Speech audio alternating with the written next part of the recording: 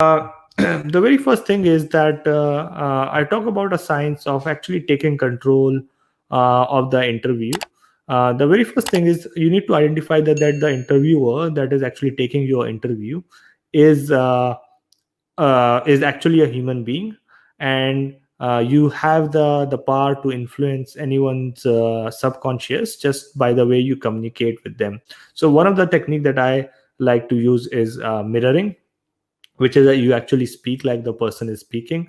You follow, like if he's speaking fast, you speak fast. You speak slow, you speak slow. There's an art of mirroring that you can achieve to develop that rapport.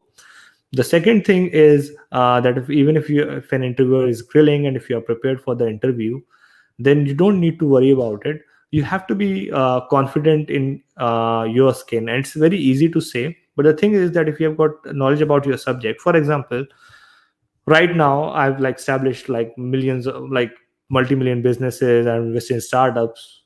For example, if I go for a job or if I sit an interview just for a mock interview with someone, and the person starts asking me questions, so the first of all, like I'll look into his eyes and I'll answer the thing that I would know. But there would be hundreds of things that I won't know, even in my field. Like every field is huge, so he would ask me a question that I would not know.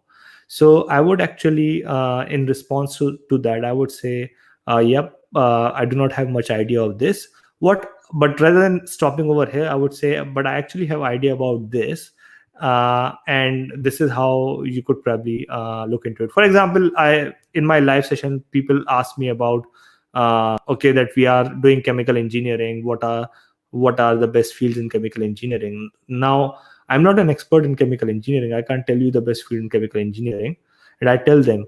But what I also tell them is that what I can tell you is that what you have to do is identify your niche and then look out and identify the following things, and this is how you find the answer. So if you don't know the answer, at least tell them that if you are in a job situation, how are you going to find the answer.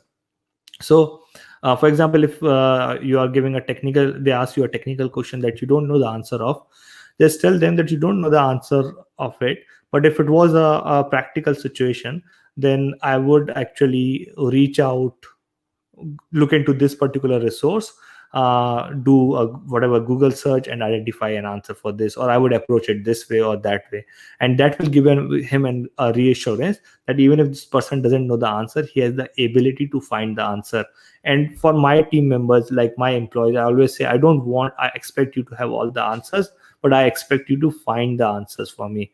And that's what your job is, and that's what I pay you for.